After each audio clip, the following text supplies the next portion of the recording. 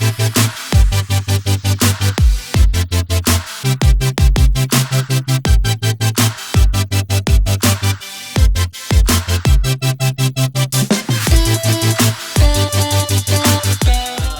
you everyone who's here, who is viewing us right now.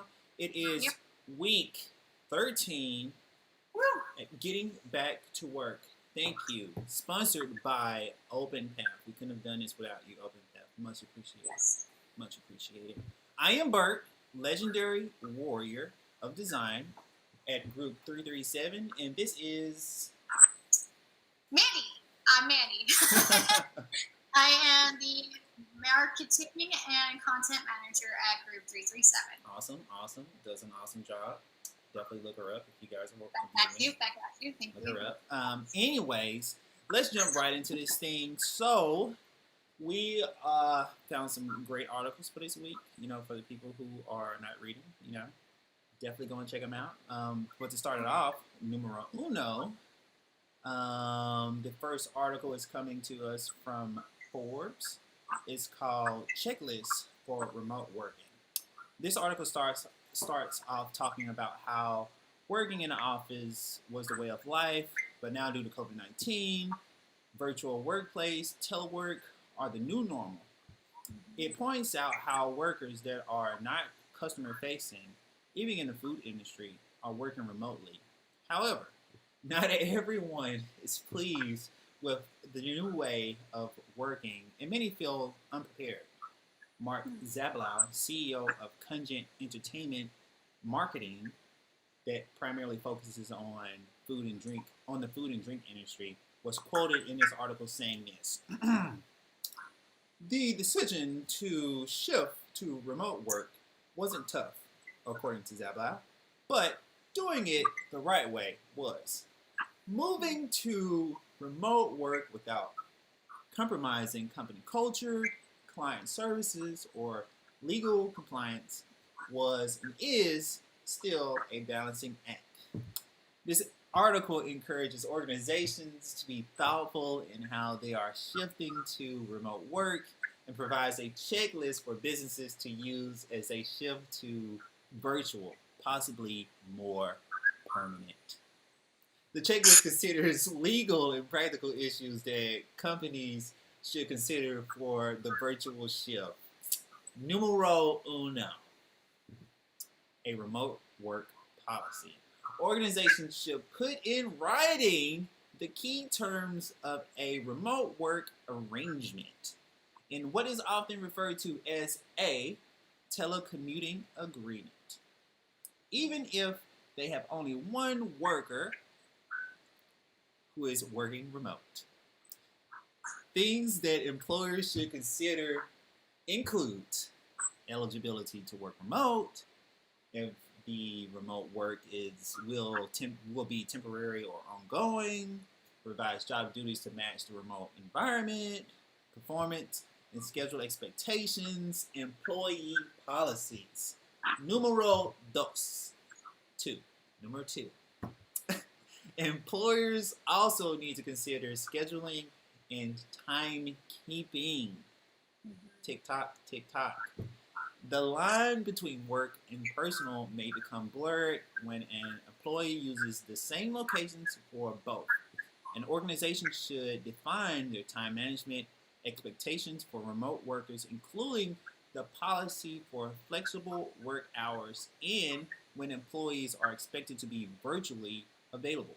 The article also encourages employers to be aware of recent guidelines released by the Department of Labor on tracking and paying hourly workers.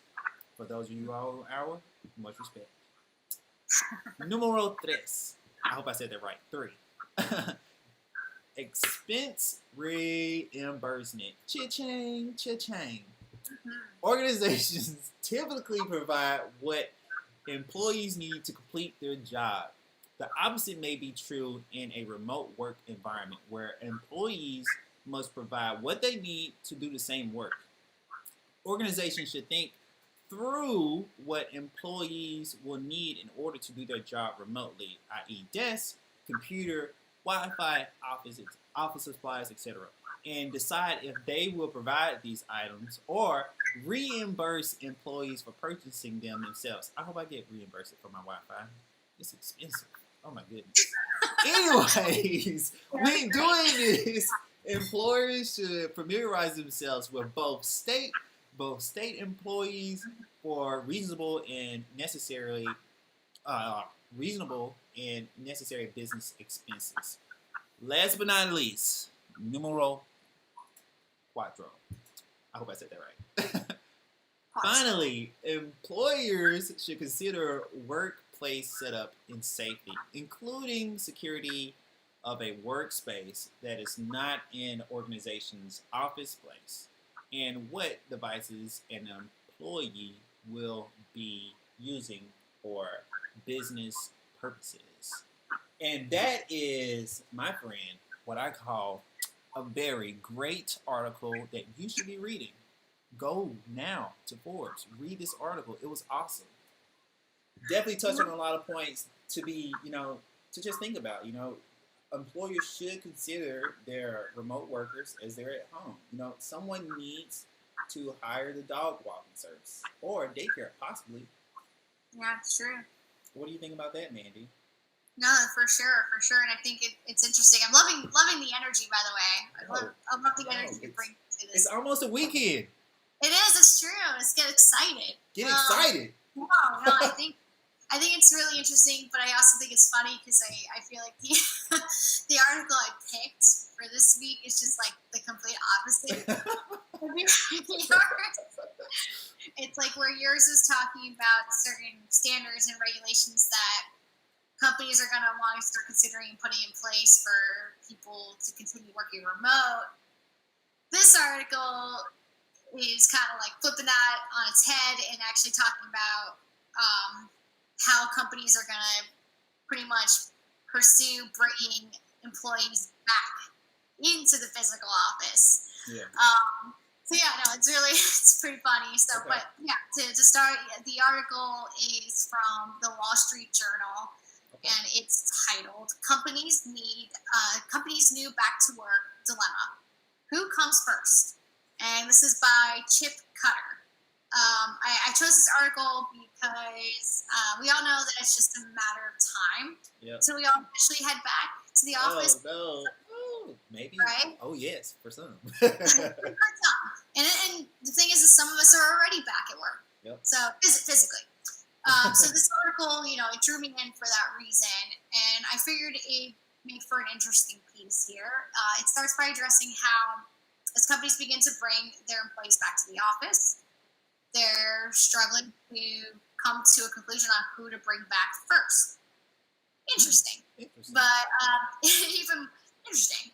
even more interesting is the follow-up on this, in that some companies are relying on technology, local regulations, and subjective factors like employee sentiment on whether or not they wish to come back to physical offices, as a guide to these reopening decisions. And while others are using work-based logic in order to decide who comes back first. For example, it was International Business Machine Corp who prioritized scientists who work in their quantum computer labs when they reopened their New York research hubs earlier this summer. Yeah. They figured they had the hardest time doing their jobs from home, so they brought them back first. That makes complete sense. And then another company, a real estate startup called Square Foot Inc., also gave about half its its initial receipts to brokers after an internal survey determined they needed the physical space more than engineers. Okay. Of course, seniority is also something that's going to factor into this decision making. And then also at another company, CenterPoint Energy, a Houston-based company. Bert, you might know this company, that primarily delivers electricity in the state of Texas. They asked Austin, Texas. Woo woo. They asked officers and director-level employees who had been working remotely to return in these past recent weeks. And then, so the article then continues to talk about how, while this all seems very, pretty logical to most of us, you also have another problem that you're going to run into potentially. Yeah. That is people's egos. Because, when you tell a certain group of workers to come into the office because they're more or less needed back in the office, it kind of says to the other group of workers, yeah, you're not as essential. Yeah. So this is going to be another thing companies will have to navigate, while also taking into consideration how everyone feels about coming back to the office, and making sure to not mess around with any kind of liabilities, like for those essential group of workers. What if they get sick, or they feel that they were pressured into coming back to the office when they weren't ready. Companies are also risking opening themselves to discrimination claims by excluding certain groups as well here. So these are all the things businesses need to consider when reopening their offices to that first group of employees. And to aid in the decision-making, some companies are considering a mix of measures that include employee preferences and the technical and social aspects of their jobs. And wherever possible, they are automating the decision-making, the process to take the emotion out of it. So that might make it a lot easier, and no one's egos or toes are going to get stepped on here. Like that startup, Squarefoot Inc., they asked their employees to complete self-assessments about why they might need to use their 8,000 square foot office space. Yeah. And then managers also ranked how often their teams required face-to-face collaboration, how employees got to work, and whether they would benefit from in-office amenities such as shared whiteboards. Yeah. And the company's real estate brokers who often, visit properties around the area need a home base during the day, so they got about half of the 27 available seats at their office, whereas their engineers got fewer spots. But overall, super interesting stuff here, and a lot for companies to have to take into consideration. I personally really think Squarefoot's strategy of doing those self-assessments to help guide them with their decision-making is pretty smart, and it's not the only way to go about it, but I think they're kind of nailing it with this. It just seems to kind of just take so many different things into consideration here. But yeah, and obviously it has to make the decision making a little clearer for them. It also has me a bit curious about how other companies are going to handle employees returning to work, especially the security industry. But I think that's another topic for another day. Anyways, yes, I strongly recommend you get the full article or read. Yeah. But until then, Bert. Yeah, I would definitely say this one note. In my own delicious opinion, if I were to bring anybody back first, I would bring back the person who brings those donuts. Because who wants to come back to this office without no fresh donuts in the morning? Come on. It just doesn't make any sense. Essential. This person starts the day off right for everyone who don't want to be there, because they all gather around this delicious pastry or donut. Oh, that's what I call team building culture. 100%. Hopefully they fall into that. Oh, God. Positive attitude's needed. Definitely. Good vibes. I would like to be the person who pass out good vibes every day. Bring that person back first. Oh. Donut. No, donut for you. Donut for you. Thank you. Anyways, I'm getting off topic. Anyways, the last article for today for my viewers. Again, thank you, viewers. There might be 5 or 6 or 10. Hopefully, we get over into the double digits today. But anyways, our last article is coming from The Atlantic by Amanda Moe. It is titled, "Generation Work from Home May Never Recover." In this article, the author reflects on her first work-from-home job during the Great Recession She was just out of college, and while she liked the freedom, there were also downsides to working remotely as someone just beginning their professional career. And, this was very personal to me because I too, 4 years, almost 5 years ago, left the office to work for myself. And I wish I had like a violin playing right now. And after like leaving the office setting, Brevo, name dropping, I had a ton of awesome good friends. Everyone knew everybody's name. Everyone said hello every morning. And here I am at my at-home desk, not getting those same vibes. I'm literally saying hello to myself every morning. So definitely personal. Definitely, no donuts for me.